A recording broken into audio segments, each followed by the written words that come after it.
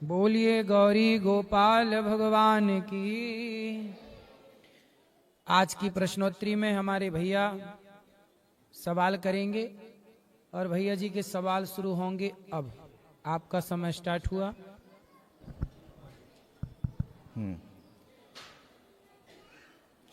मेरा कैम ये रहेगा, ये वाला रहेगा ना? ओके। राधे राधे महाराज जी। आप क्योंकि महाराज जी का हम अलग से टाइम लेना चाहते थे, लेकिन महाराज जी ने कहा कि लोगों के सामने बैठ के बात करें, क्योंकि महाराज जी आप तो हमेशा ही खुले तौर से बात करते हैं, कोई ऐसा लुका छिपा तो उसमें होता नहीं है। तो आप सब लोग जो आए हुए हैं, मैं चंडीगढ़ से आया हूँ, पंजाब के बहुत बड़े चैनल से आया हूँ, और महाराज जी के पीछे हम कई दिन से पड़े हुए थे कि महाराज जी हमसे मिलिए, हमारे सवालों के जवाब दीजिए। तो आप भी हैं और हमारे सवाल भी हैं महाराज जी। तो मैं जब यहाँ पे आज पहुंचा हूँ, तो एक आपका जो पैम्फलेट था आश्रम का, वो उसमें बड़ा एक इंटरेस्टिंग बात थी कि जो लाभ और भला है वो एक ही शब्द है। आपको लाभ तब होगा जब आप किसी का भला करेंगे, उल्टे शब्द हैं। तो ये मतलब ये बड़ा क्रिएटिव आपने वर्ड लेके आए, इससे बहुत जो डीप इसमें मतलब निकलते हैं। तो क्या दुनिया में सब लोग लाभ अपना कर पा रहे हैं भला के बाद? जो भला करेगा उसका लाभ होगा, जो भला नहीं करेगा उसके लाभ में संदेह तो है। इसलिए भला कीजिए भला होगा, बुरा कीजिए बुरा होगा। यही सबको चुकाना है। सजन रे झूठ मत बोलो, प्रभु के पास जाना है। न हाथी है न घोड़ा है, वहां पैदल ही जाना है। महाराज जी, एक मैं आप सुबह से आपको देख रहा हूं, आप मुझे लगता नहीं कि आप कहीं से शांति से बैठे होंगे, इतना काम है आपके पास करने को। उसमें गौ सेवा हो या माताओं की सेवा हो, लोगों से मिलना, सबसे बड़ी बात है कि लोगों से मिलना और सबको उनकी जो क्वेश्चंस है, उनके जो आपके प्रति भाव है, सबको सेटिस्फाई करके भेजना। इतना कैसे मैनेज कर पाते हैं आप? क्योंकि ये शरीर जो है ना, ये परोपकार के लिए भगवान ने भेजा है जी, सबकी सेवा के लिए भेजा है। इसलिए सबकी सेवा इस शरीर से बिहारी जी करा रहे हैं। तो वही शक्ति देते हैं और वही कार्य कराते हैं। करने कराने वाले भगवान हैं, हम और आप केवल निमित्त हैं, इससे ज्यादा कुछ नहीं। जब ये विचार रख के कार्य करते हैं ना, तो कार्य अच्छे से होता है और करने का कभी अभिमान नहीं होता। इसलिए एनर्जी अभिमान में वेस्ट, लोगों की एनर्जी कहाँ जाती है? एटीट्यूड में जी। अब वो एटीट्यूड यदि रहेगा तो एनर्जी वहां सप्लाई हो जाएगी। अब वो है नहीं, वो सारी एनर्जी हम अपने काम में खर्च करते हैं। एक सेवा, देखिए उसके रूप कई हो सकते हैं कि सेवा आप कोई कुछ कर रहा है, कोई कुछ कर रहा है, लेकिन आपने सेवा का काम वो शुरू किया जो लोगों तक सीधे तौर पर पहुंचती है। गौ सेवा हो, बहुत सारे लोग गौ सेवा की बात करते हैं, लेकिन आप सीधा काम कर रहे हैं उसके लिए। उसके बाद वृद्ध माताओं की सेवा की बात हो गई। बात लोग करते हैं, दान देकर चले जाते हैं, लेकिन उनके साथ 24 घंटा उनके साथ लगे रहना, इसमें आपको कभी आता है कि यार थकावट हो गई है, बहुत हो गया, कितना करें? थकावट तो नहीं होती। भगवान से यही प्रार्थना है कि जब तक शरीर रहे, जीवन रहे, थके ना, काम करते रहें। अच्छा, जब काम, देखो ऐसा होता है, जब आप परोपकार की भावना से कार्य करते हैं, जहां आपका स्वार्थ नहीं होता जी, जहां स्वार्थ से कार्य हो वहां तो थकावट होती है जी। पर जहां स्वार्थ ही ना हो और कार्य हो, तो फिर वहां थकावट का इसलिए सवाल नहीं होता, क्योंकि आप सारा कार्य जो कर रहे हैं वो भगवान के लिए। मेरी अपनी मान्यता है, जैसे आपके घर के मुखिया आप होंगे या आपके पिताजी होंगे जी, हर घर का एक मुखिया होता है। उसी तरह गौरी गोपाल भगवान के मुखिया हैं, गौरी गोपाल आश्रम के भगवान श्रीमन नारायण जी। जब भगवान मुखिया हैं तो कार्य वही करते हैं, हम तो केवल भगवान के आदेश के अनुसार उनके नौकर बनकर के कार्य करते रहते हैं जी। तो थकावट मालिक को होए, नौकर को काहे की थकावट? नौकर तो भगवान की आज्ञा का पालन कर रहा है। बहुत बढ़िया। तो हम तो भगवान के नौकर हैं और ये सारा कार्य उन्हीं का है, वही संभालते हैं सारा, और वो शक्ति भी देते हैं। हनुमान जी लंका गए तो बल हनुमान जी का नहीं था, हनुमान जी को शक्ति दी भगवान ने जी। अपनी अंगूठी दे दी, प्रभु मुद्रिका मिल गई। प्रभु मुद्रिका मेली मुख माही, जलधि लांघ गए अचरज नाही। तो जब मुद्रिका आई तो वो बल किसका था? राम का। अंगद लंका गए, पांव जमा दिया, मेरा पांव कोई हिलाए तो मैं सीता हार जाऊं, किसका बल था? राम का। ऐसे हमारा और आपका कोई बल नहीं होता। सवई बलम बलिनाम चा परेशान, सबका बल भगवान है जी। वो भगवान जब आपकी नीति और नियत सही है और सही दिशा में आप कार्य करते हैं तो वह बल और बढ़ जाता है, भगवान बढ़ाते हैं। महाराज जी, क्योंकि आपके पास बैठना और आपसे सवाल करने के लिए बहुत सारी तैयारी की भी जरूरत होती है। आप, वो अलग बात है कि आप कोई भी सवाल दे दे उसका जवाब आपके पास पड़ा रहता है। मैं ये देख रहा था कि मध्य प्रदेश के एक छोटे से गांव से आप आए, तब आप अनिरुद्ध थे, उसके बाद अनिरुद्धाचार्य बने, फिर डॉक्टर अनिरुद्धाचार्य महाराज बने। इतना लंबा सफर में क्या जीवन को आपने समझा, कैसे समाज को समझा? देखिए, हम जो तब थे वही आज हैं। उपाधियां ये तो सब बाद में जुड़ती जाती हैं और इन उपाधियों का कोई अर्थ नहीं है जी। इसलिए बहुत सारी उपाधियां मिलने के बाद भी मैंने किसी उपाधि का कहीं प्रयोग नहीं किया। ये दास अनिरुद्ध, हमारा नाम पहले का है अनिल कुमार तिवारी जी। मेरी माँ मुझे अन्नू के नाम से पुकारती हैं आज भी। मैंने 2010 में जब दीक्षा प्राप्त की तो हमारे पूज्य गुरुदेव भगवान ने हमें ये नाम दिया। हमारे यहाँ जब दीक्षा होती है तो 5 संस्कार होते हैं जी। 5 संस्कार, उनमें एक संस्कार होता है नामकरण। तो उन 5 संस्कारों में एक नामकरण संस्कार जो है, तो उन्होंने मुझे अनिल तिवारी से अनिरुद्धाचार्य नाम दिया। तो ये नाम गुरु जी के द्वारा दिया हुआ है और उसी नाम को फिर 2010 से दास ने आगे बढ़ाया जी। क्योंकि गुरु जी ने जो परंपरागत नाम दिया, आचार्य हमारी परंपरा है जी। अनिरुद्ध नाम है, अनिरुद्धाचार्य जो आचार्य उसमें है जी। वह आचार्य हमारी परंपरा है जी। श्री रामानुजाचार्य। जो डॉक्टर की उपाधि आपने हासिल की, वो फिर आपने बाद में सोचा या आपको लगा कि नहीं ये समय के साथ होता गया? नहीं, हमने कुछ नहीं सोचा। ऐसा है कि अमेरिका और अफ्रीका जी इत्यादि देशों की कोई टीम होती है, जो बड़े बड़े यूनिवर्सिटियों के लोग होते हैं, वो एक सर्वे करते हैं हर देश में। अच्छा। तो उन्होंने भारत में सर्वे किया, तो भारत में सर्वे किया उन्होंने और गौरी गोपाल को सर्वे में पाया कि मानव जाति की सबसे अधिक सेवा इस देश में कहीं हो रही है तो गौरी गोपाल में हो रही है। क्या बात। तो इसके लिए उन्होंने दास अनिरुद्ध को मानद उपाधि से सम्मानित किया, डॉक्टरेट की उपाधि दी। क्या बात, क्या बात।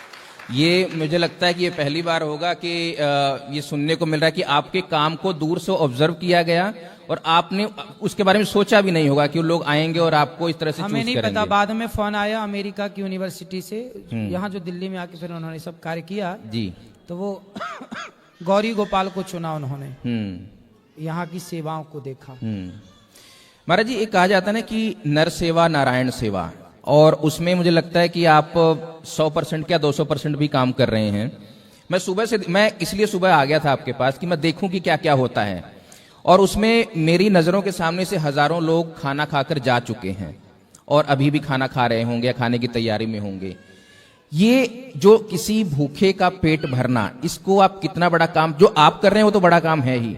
एक जैसे मेरे जैसा आदमी, मेरे पास नहीं उतना धन बल है, सब कुछ है, लेकिन मैं किसी को भूखे को पेट भर दूं, उसको आप कितना बड़ा पुण्य मानते हैं?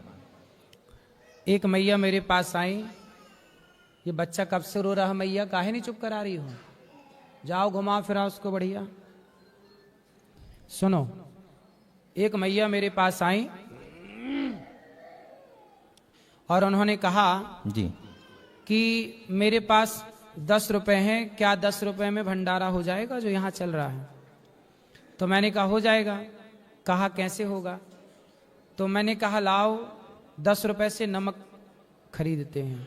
मैंने 10 रुपए का नमक खरीदा और वो नमक खरीद करके दाल में सब्जी में डलवा दिया। तो मैया से मैंने कहा देखो आपके 10 रुपए का स्वाद सभी संतों को, सभी भक्तों तक पहुंच गया। बहुत बढ़िया, बहुत बढ़िया। तो जरूरी नहीं है कि आपके पास हजारों हों या लाखों हों, बस आपके पास यदि भाव है तो आप एक रोटी का भी तो सहयोग कर सकते हैं। बिल्कुल बिल्कुल। एक मुट्ठी नमक का सहयोग कर सकते हैं। तो मैया का मैंने नमक लिया और डाला उस मैया के सामने। मैया को बड़ी तसल्ली हुई कि चलो मेरे 10 रुपए सेवा में लग गए। और आपने भी देखा सुबह से शाम तक जो बिल्कुल। रसोई चल रही है, बिल्कुल। अभी आप यहाँ से उठेंगे 10 बजे 11 बजे रात को भी देखिएगा, तब भी भीड़ चलती रहेगी। लगभग 25 से 30 हजार लोग सवेरे से शाम तक प्रसाद पा लेते हैं। प्रसाद पा जाते हैं, क्या बात है। मैं एक देख रहा था महाराज जी कि जब आप लोगों से मिल रहे थे, एक सज्जन आए, मैं उनको बड़े ध्यान से देख रहा था। इतना पैसा उन्होंने कम से कम अपने हाथ में पकड़ा हुआ था और आपको माथा टेक रहे थे कि महाराज जी ये सेवा के लिए, और उसी समय आपने कहा कि ये वहां जो दान पात्र है उसमें डाल दीजिए, और उन्होंने इधर उधर देखे बिना उसमें डाल दिया। ये जो कृपा है, ये आपको क्या लगता है कि ये कैसे लोगों तक मतलब खींच के ला रही है आप तक? आपको कहीं कहना नहीं पड़ रहा है कि ये लाइए, हमें इसकी जरूरत है, लोग आपको ला के पकड़ा रहे हैं, दौड़ दौड़ कर पकड़ा रहे हैं कि लीजिए। तो ये कैसे देखते हैं कि ये कैसे ये खुद से हो जाता है, ये समय लगता है इसमें? ऐसा है कि लोग ना सब चीजें देखते हैं, हमारी कथनी और हमारी करनी। हम टीवी पे कहते हैं, आपके माध्यम से भी कह रहे हैं, तो जो यहाँ नहीं आए वो भी सुन रहे हैं। बिल्कुल। हमने कहा कि गौरी गोपाल में सेवा होती है, ये तो हो गई हमारी कथनी जी। अब कुछ लोग सोचते हैं कि अनिरुद्धाचार्य जी कह रहे हैं सेवा होती है, कोई 25-30 हजार लोग थोड़ी खाते होंगे जी। अब आप किसी से कहो कि गौरी गोपाल में हजारों लोग खाते हैं, कुछ लोगों को विश्वास होगा पर कुछ लोगों को विश्वास नहीं, हमने देखा। आपने देखा तो विश्वास हुआ, बिल्कुल। लेकिन जो नहीं देखता ना उसको लगता है यह फेक है, और मीडिया वाले पहले देखते हैं फिर बात करते हैं कि हाँ देखा। हाँ, लेकिन बहुत लोगों को ऐसा लगता है कि बिल्कुल गलत बिल्कुल, है। बिल्कुल। लेकिन जब वो लोग आते हैं और जो सुना था जी, वो देखा, तब उनका विश्वास पक्का हो जाता है। तो कथनी और करनी जब दोनों एक हो जाती है, तब लोगों का विश्वास बैठ जाता चला है। आता है तो अपने यहाँ पास। गौरी गोपाल में जितने लोग आते हैं, ये सब पक्का विश्वास हो जाता है कि नहीं, जो कहा है वो हो रहा है, तब लोग अपना हृदय आगे बढ़ाते हैं और सहयोग करते हैं। जी, क्या बात है। एक, क्योंकि मैं सुबह से जब पूरा देख रहा था पूरा कैंपस, जो वृद्ध माताओं की सेवा है वो मैंने पहली बार देखा कि इस तरह से भी सेवा हो सकती है। उनको कोई भी समस्या ना हो और आराम से बैठी हैं और उनका सब जो भी उनकी कार्य हैं वो चल रहे हैं।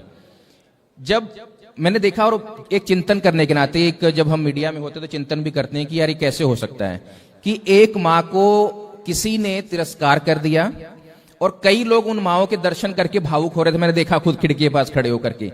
ये समाज को आप कैसे देखते हैं कि यार लोग माँ को बाहर निकाल रहे हैं और बहुत सारे दोस्त यार की माँ को की दर्शन हो जाए कि यार कहीं मेरी माँ उसमें दिख जाए। कई लोगों के लिए भी होगा जिनकी माएँ नहीं होंगी या जिन्होंने गंवा दिया होगा। ये आपको तंग नहीं करता है अंदर से कि ये कैसे हो रहा है? एक तरफ से तो मैं ऐसी सेवा आप कर रहे हैं जो सेवा करते हुए शायद आपके मन में एक भाव, एक दुख आता हो कि ये मुझे ये भी सेवा करनी पड़ रही है। देखिए, मैं तो अपना ये सौभाग्य मानता हूं कि भगवान ने मुझे इस सेवा के योग्य बनाया और ये शरीर किसी के काम आ सका। जी। माताओं को बच्चे घर से निकाल देते हैं, आपने यहाँ माताओं को देखा जी। अभी कुछ दिन पहले, एक हफ्ता भी अभी इस बात को नहीं हुआ, अभी कुछ दिन पहले यहाँ पर एक वृद्ध माँ की मृत्यु हो गई। अच्छा। चूंकि अति वृद्ध थी जी। और बुढ़ापे के बाद मृत्यु अंतिम सत्य है, तो हमने उनके बेटे को फोन लगाया, एक बेटा और 2 बेटियां उनकी। जी। 20 दिन पहले से फोन लगाना स्टार्ट कर दिया था कि अब अंतिम समय आ रहा है, आओ माँ से मिल लो, आखिरी दर्शन कर लो, आखिरी संवाद कर लो, बात कर लो। बेटे बेटियां मना करती रही। आखिरी जब फाइनली मृत्यु हुई तो हम लोगों ने फोन लगाया कि आओ, माँ चली गई, अंतिम दर्शन कर लो, कंधा दे दो माँ को। तो बेटे ने बेटियों ने साफ मना कर दिया, हमारे पास टाइम नहीं है, हम नहीं आ पाएंगे, आप कर दो सब। तो माँ को कंधा भी ये दास ने दिया, उनकी 13वीं भी यहीं पर होगी जब उनके 13 दिन पूरे हो जाएंगे। तो केवल माँ की यहाँ जो आप देख रहे हैं देख रेख सेवा केवल उतना ही नहीं है, उनकी अंतिम क्रिया से लेकर 13वीं तक का कार्य सब कुछ। तो महाराज जी, क्या लगता है आपको, समाज में जिस माँ ने पैदा करके आपको बड़ा किया, आपको कुछ लायक बनाया, इतनी भी क्या बात हो जाती होगी कि आप उनके साथ नहीं रहना चाहते हैं? क्या मजबूरी होती होगी? क्या मजबूरियां भी होती होंगी लोगों की? देखो, मजबूरियां नहीं है। 2 रोटी की मजबूरी नहीं की बात नहीं मैं कह रहा हूं। आप ठीक कह रहे हैं। बात ऐसी है ना कि बेटा मजबूर कैसे हो गया कि वो अपनी माँ को निकालने के लिए मजबूर हो गया। बात शुरू कहाँ से हुई, यहाँ हम जड़ में चलते हैं जी। और जड़ कहाँ से बिगड़ी, समाज कहाँ से बिगड़ा, उसका एक जीता जागता मैं उदाहरण दूं कि आज आपने अभी एक लड़के के बारे में सुना होगा जिसने अपनी माँ के लिए अश्लील शब्दों का प्रयोग किया। जी, उस पे भी मैं आऊंगा। उस शो के बाद से मैं आपको उस बात पे बाद में आएंगे, पहले मैं जो आपके प्रश्न का उत्तर है वो दूं। उस लड़के ने अपनी माँ के लिए अश्लील शब्दों का प्रयोग किया। क्या ये उसकी गलती है या उसके संस्कारों की भी गलती है या उसके समाज की भी गलती है, जिस समाज में वो पला बढ़ा? हम कह रहे हैं कि वो गलत है, लेकिन गलत उसका परिवार भी तो है, वो माहौल भी तो गलत है जिस माहौल में ये संस्कार दिए गए। जी। इसलिए माँ बाप यदि वृद्धाश्रम में जा रहे हैं तो क्यों जा रहे हैं, इसके लिए जिम्मेदार कौन है? हर वो माँ, हर वो पिता जो अपनी बेटियों को संस्कार नहीं दे रहा है। अब मैं आपको बेटियों पे क्यों आया, क्योंकि आजकल की बहुएं ये शर्त रखती हैं। यहां जितनी वृद्ध माँ है ना, उनमें 90% माएँ ऐसी हैं जिनकी बहू ने शर्त रखी अपने बेटे से, मतलब अपने पति से। जी। पति से कहा, पत्नी ने, या तो अपनी माँ को रखो या तो हमें रखो। जब पत्नी ये शर्त रख देगी कि आप अपनी माँ को रखो या मुझे रखो, तो फिर लड़का तो लड़का है, यौनी लंपट है, पत्नी का गुलाम है। तो वो पत्नी की बात सुन लेता है कि हम तेरे को नाराज नहीं करेंगे, माँ तो बूढ़ी हो ही गई। पर बहुत सारे लड़के इस बात से एग्री करेंगे आपसे? नहीं, 10% छोड़ दीजिए आप, 20% छोड़ दीजिए जी। 20% तो अच्छे लोग हैं समाज में, लेकिन बहुत सारी स्त्रियां अपने पति से शर्त रखती हैं। ये बात मैं नहीं कहता, खुद माँ आके यहाँ मंच में बताती हैं कि भाई मेरी बहू ने कहा, बेटे से कहा, पत्नी ने कहा। एक लड़का मेरे पास आया यहाँ पर जी, ये ऑन रिकॉर्ड लाइव चल रही थी कथा में, आ गया एक लड़का अपनी माँ को लेकर, बोला महाराज जी मेरी माँ को रख लो। मैंने कहा रख लूंगा, पर तुम क्यों नहीं रखते? तो बोला कि मेरी पत्नी और मेरी माँ की बनती नहीं है। तो मैंने कहा पत्नी की नहीं बनती तो पत्नी को लाओ ना वृद्धाश्रम, माँ को तुम रखो। बोले मैं पत्नी के बिना कैसे रहूंगा, कैसे छोड़ूं पत्नी को? तो पत्नी नहीं छूट रही है, नहीं छोड़ना भी नहीं चाहिए।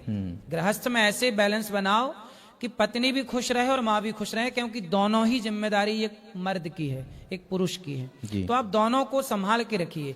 तो कुल मिलाकर मैं ये बात इसलिए कह रहा हूं कि हर पिता, हर माँ अपनी बेटी को ये सिखाएं कि बेटी सास तुम्हारी माँ है, ससुर तुम्हारा पिता है।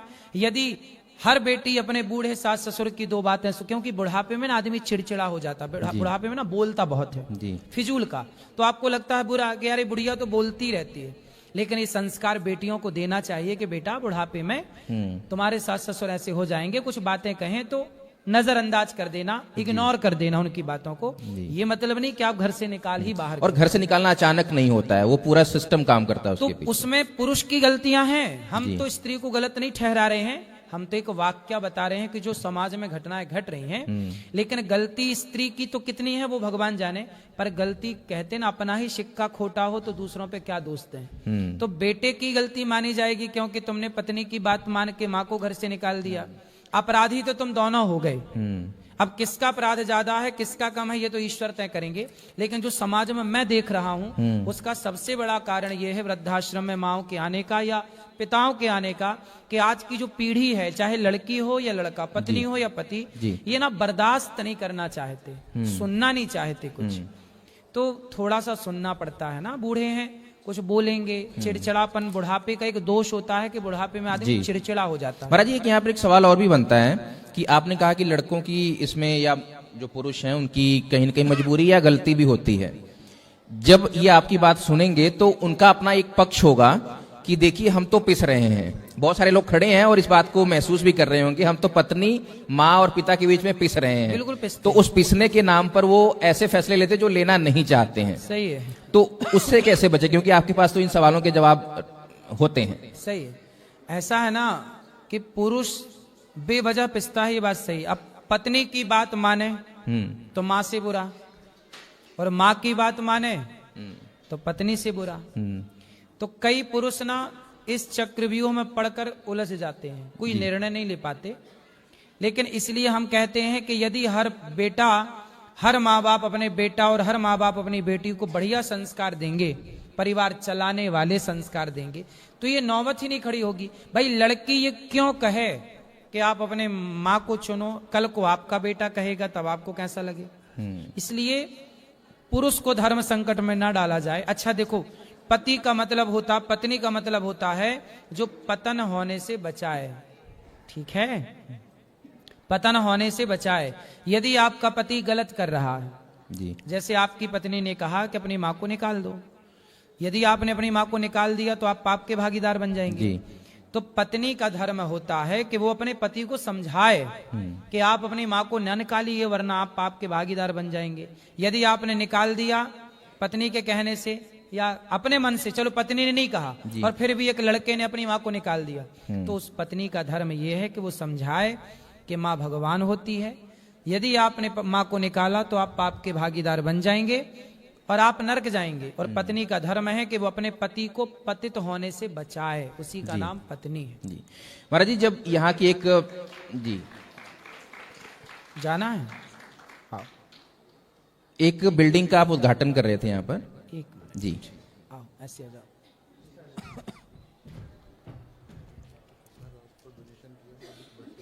खुश रहिए, भगवान आपको सुखी रखेंगे।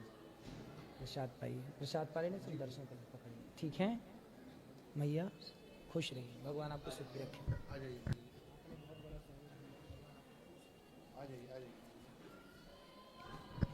जी, आप यहाँ की एक बिल्डिंग का उद्घाटन कर रहे थे और आपने अपने माता पिता को बिठाकर उनकी पूजा की, सम्मान के तहत कि एक नया कार्य और करने जा रहा हूँ। वो चाहे आप हों या कोई भी इस दुनिया का शख्स हो, वो भगवान को भी रख के पूजा कर सकता है या कुछ और भी अपना जो भाव प्रकट कर सकता है। माता पिता को ही बिठा करके उनकी पूजा करके अपने नए कार्य की शुरू करने के पीछे आप क्या समझते हैं? देखो, माँ बाप के बिना ना हमारा कोई अस्तित्व नहीं है।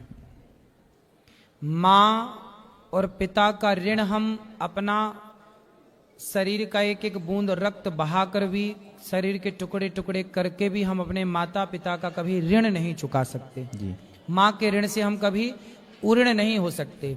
जब माँ के ऋण से उऋण हम नहीं हो सकते तो माँ बाप की सेवा करके, माँ बाप का आदर करके, हम उनका सम्मान करके ही उनकी थोड़ा ऋण से उऋण होने का प्रयास करें। जी, तो हम अपने माँ बाप का आदर करते हैं।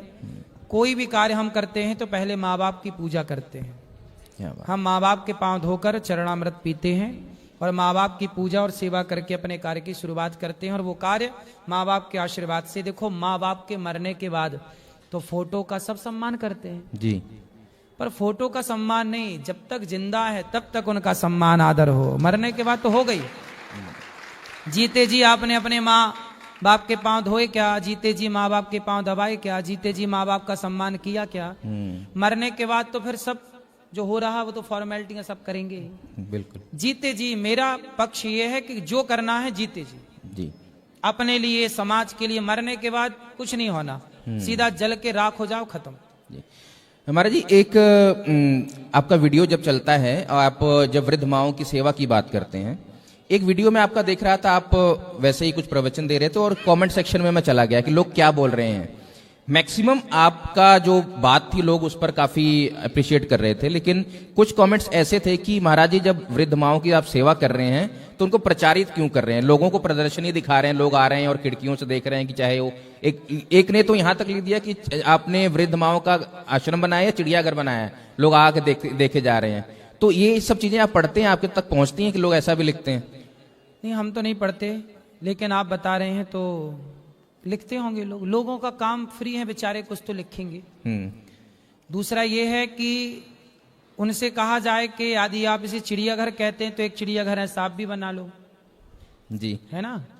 और ऐसा है कि इन बातों को सुनकर के मुझे कुछ भी परेशानी इसलिए नहीं होती क्योंकि मैं अपने कार्य से प्रसन्न हूं। मेरे कार्य से आप कितने प्रसन्न हैं मुझे नहीं पता और मुझे पता लगाना भी नहीं। मेरे कार्य से मैं और मेरे भगवान दोनों प्रसन्न हैं, ये मुझे पता है। काम वही करना चाहिए जिसमें आत्म संतुष्टि हो। बिल्कुल, है ना। हम आपको खुश करने के लिए काम नहीं करते, बिल्कुल। हम स्वांतः सुखाय, तुलसीदास जी ने रामचरितमानस लिखी तो अपने आनंद के लिए। हमें अच्छा लगता है सेवा करना। जैसे वो लोग जो कमेंट करते हैं, वो लोग तो अपने बाप के पैसों पे मोबाइल खरीदते हैं, बाप के टुकड़ों पर गाड़ी खरीदते हैं, बाप के टुकड़ों पर पलते हैं। वो स्वयं अपने जीवन में कहां तक पहुंचे।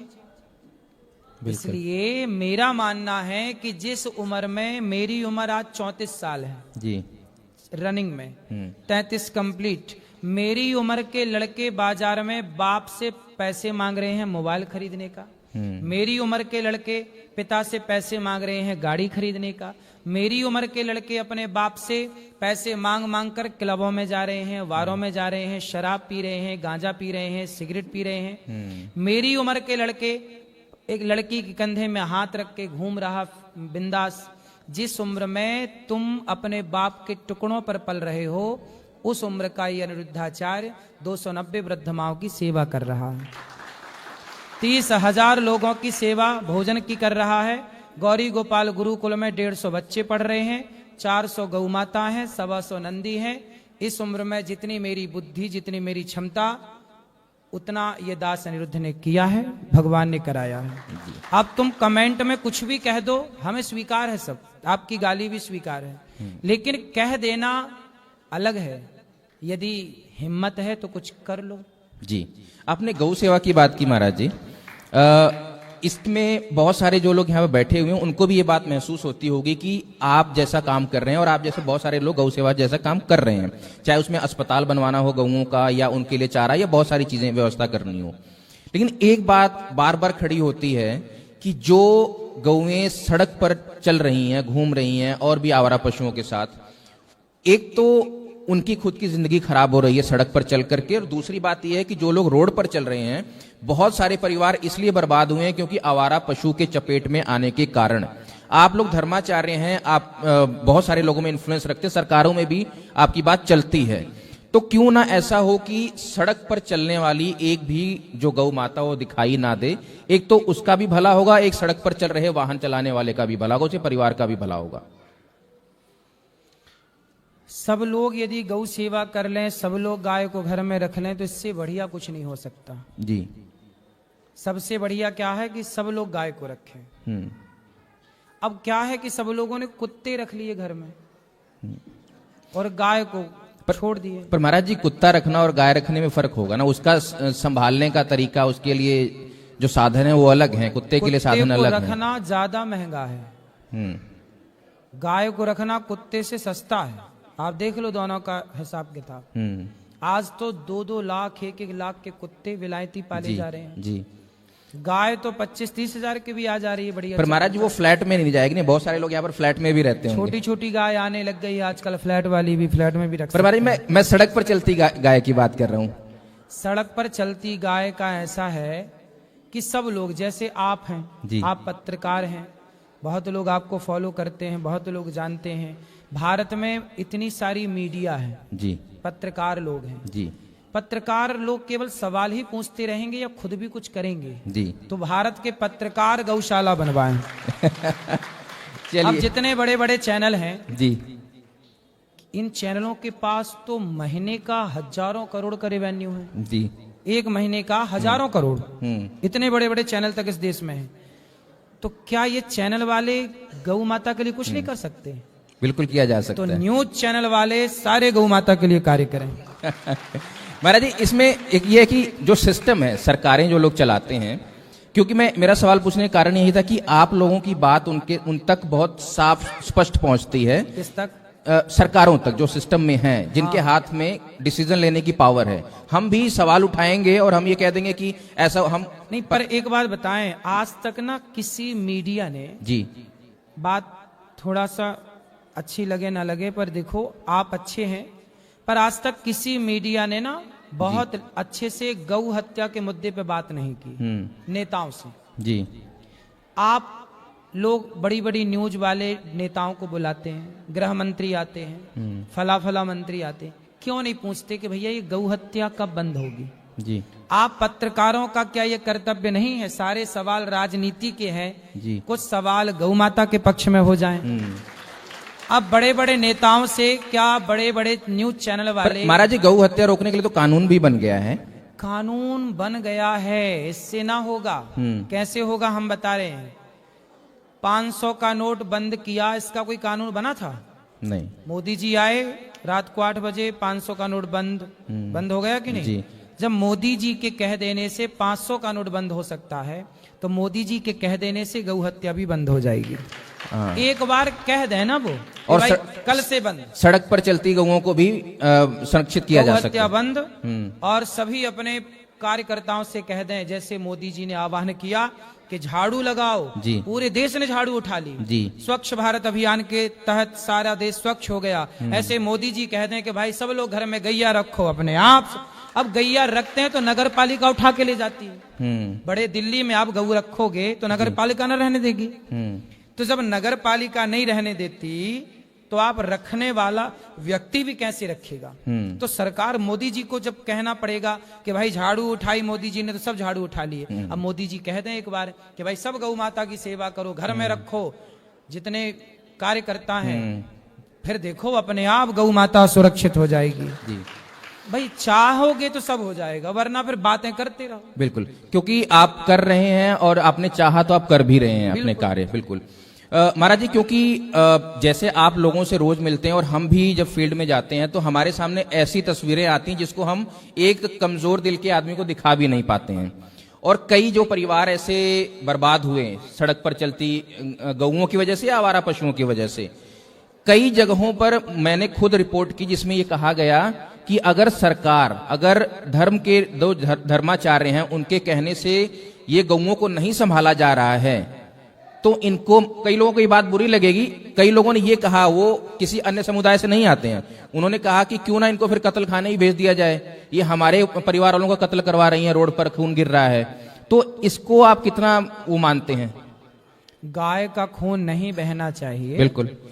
देखो ऐसा है कि जो बड़े बड़े जंगल हैं अपने देश में, सड़कों में गाय घूम रही है, उससे अच्छा है कि बड़े बड़े जंगलों में उन गायों को, यदि आप परेशान हो रहे हैं कि भाई घूमती गाय किसी को परेशान करे, घूमता नंदी, तो बड़े बड़े जंगलों में आप छुड़वा दीजिए जहां नदियां हो, वो पानी भी पिए और अपना चरती रहे। जैसे वन विभाग की कितनी सारी जमीनें हैं, कितना सारा जंगल पहाड़, तो उनमें सरकारों को चाहिए कि सरकार की तरफ से एक बड़ी, हर जैसे मध्य प्रदेश की एक गौशाला बहुत बड़ी हो, एक किसी पर्वत में, पहाड़ में, जंगल में, यूपी की एक अपनी गौशाला, हर राज्य की एक एक बड़ी ऐसी गौशाला हो जो पूरे राज्य की गायों को एक जंगल में कर सके, ताकि फुटपाथ पे, सड़क पे कहीं गाय न। देखो यदि समस्याएं हैं तो मंथन करने से समाधान भी तो निकल सकता है। बिल्कुल बिल्कुल। और इसमें महाराज जी क्या है, समाधान मुझे यही लगता है कि सड़क पे गैया पॉलिथीन ना खाए। बिल्कुल बिल्कुल। और नंदी, आज चलो गैया लोग रख भी लेते हैं, पर नंदियों की बड़ी समस्या है जी। नंदी कहाँ जाएं? भाई नंदी से तो आजकल, गैया से तो चलो स्वार्थ है दूध का, पर नंदी से तो पहले बैल हल चलाते थे तो किसान बैलों का सम्मान करते थे जी। आज तो हल चलाने के लिए ट्रैक्टर हो गया है। तो सबसे ज्यादा गौवंश में नंदियों पे खतरा है। कहाँ जाएं? ऐसे नंदियों को जंगलों में, जो जंगल सरकार की गाइडलाइन में चले, मेन सरकार सुरक्षा दे उस जंगल से, ऐसा नहीं कि कसाई उठा के ले जाए जी। भाई ऐसा है कि शेर आए और शेर भले खा जाए, वो एक अलग विषय है कि शेर ने शिकार कर लिया, पर कम से कम कत्ल खाने में ना जाए, ट्रक की ठोकर ना लगे, है ना। जंगल में रहेगी तो वो हत्या किसी को नहीं लगेगी, वो अपना पानी पिएगी, नेचुरल साइकिल हो जाएगा और अपना वहीं जंगल में चले, उसे खाने भी मिल गया, पानी भी मिल गया। 2 चीज देनी है गौवंश को, पानी और खाना, बाकी आप कुछ मत दीजिए जी। बस। महाराज जी यहाँ पर बहुत सारे किसान परिवारों से भी लोग आए हैं। इस सवाल को मैं यहाँ पे बोल के खत्म करूंगा कि लोगों, आपने कहा कि जंगल तक भेज दिया जाए, वो जंगल ना जा करके लोगों की फसलों में जाती हैं और फिर किसान उनको उठा करके दिहाड़ी पर पैसे दे करके उनको भगाते हैं जो उनकी पूजा करते थे। मैंने अपनी बात में एक चीज मेंशन की थी, आपने ध्यान नहीं दिया। मैंने कहा सरकार की गाइडलाइन में जी, मीन्स सरकार अपनी देखरेख में चारों ओर बाउंड्री करवाए तरीके की, और बाउंड्री ऐसी करवाए कि वो उस जंगल में ही रहें। वो जंगल के बाहर जहां जहां किसानों की हद लग रही है, सरहद लग रही है, वहां वो बाड़ी करें, तार बाड़ी करें, कोई भी कांटे की बाड़ी करें या पक्की बाउंड्री कर हाँ, मतलब जो सिस्टम चाहेगा तो हो जाएगा। सब कुछ संभव है। हाँ, और करने से सब है, नहीं करने से कुछ नहीं है। और महाराज जी सिस्टम ने चाहा तो इतना बड़ा महाकुंभ भी हो गया, बिल्कुल 60 करोड़ से ज्यादा लोग नहा लिए, है ना? बिल्कुल।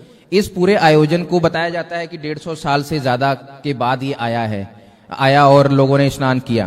आपको क्या महसूस हुआ इतने बड़े आयोजन को देख करके? भाई कुंभ ना बहुत अच्छा था, और सबसे बड़ी बात है कि आपके घर में यदि 4 मेहमान आ जाते हैं जी, और 4 मेहमान आने का था और यदि 6 आ गए, 2 बढ़ गए ना, तो आपके घर की थोड़ी सी व्यवस्थाएं डगमगा जाती हैं, आलू टमाटर की, साग सब्जी की और सुलाने लिटाने की। जी, लेकिन वो कुंभ जो कुछ महीनों में उसे शहर बनाया गया, बिल्कुल सेक्टर बना दिए गए, सड़कें बनाई गई, बिजली की व्यवस्था की गई, ह्यूमन वेस्ट इतना था, करोड़ों लोग ठहरे थे, पर कोई भी गंदगी गंगा जी में नजर नहीं आई। मैं भी गंगा जी में वहां डुबकी लगाया, मैं भी रहा, लेकिन मुझे कहीं मलमूत्र नजर बहता हुआ गंगा जी में नजर नहीं आया। पर महाराज जी ये सरकार की रिपोर्ट में ये आया कि ये पार्ट वहां पर पाए गए हैं।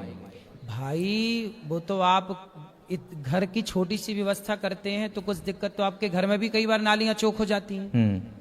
आपके घर बनवाते हो, घर में रहते, कई बार आपके घर के नालियां चौक नहीं हो जाती, आपकी वॉशरूम में पानी भर जाता है जी। कई बार आपकी वॉशरूम से पानी होता हुआ आपके कमरे में आ जाता है। जहां 4 लोग हैं आप, वहां की व्यवस्थाएं यदि बिगड़ जाती हैं थोड़ी बहुत, तो इतने बड़े कुंभ में इतनी बड़ी व्यवस्थाएं थी, कहीं किसी क्षेत्र में इतनी व्यवस्था बिगड़ गई तो हम 99 अच्छाई ना देखकर यदि एक बुराई ही देखने बैठे हैं तो गलती हमारी है ना, कि हमने अच्छाई देखी ही नहीं।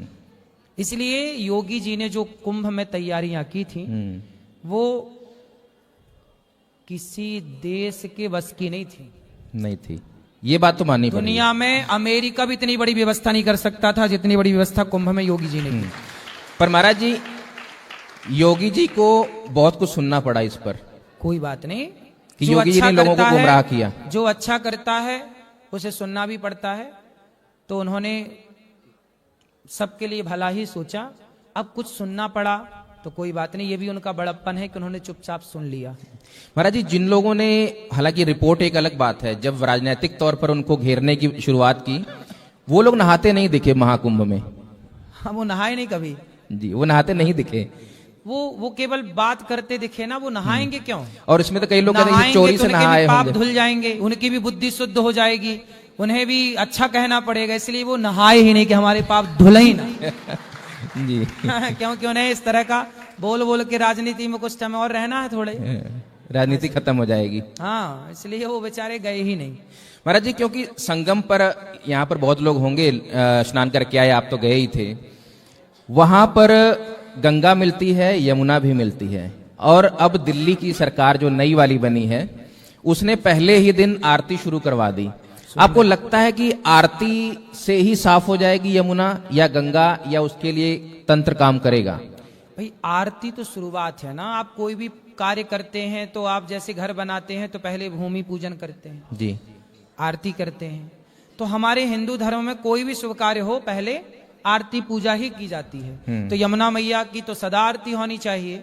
अब रही शुद्धि की बात, तो मुझे विश्वास है, और आप लोग बोलते रहेंगे ना, पत्रकारों का यही कार्य है, याद दिलाते रहो, नेता लोग भूल जाते हैं। जी जी, हम तो नोट करके रखते हैं तो डायरी आप पर। याद दिलाते रहो कि भाई आपने बोला था यमुना जी साफ का, कहाँ हुई साफ। आप बोलते रहेंगे तो उनमें दबाव रहेगा और वो साफ करेंगे। साफ करना चाहिए।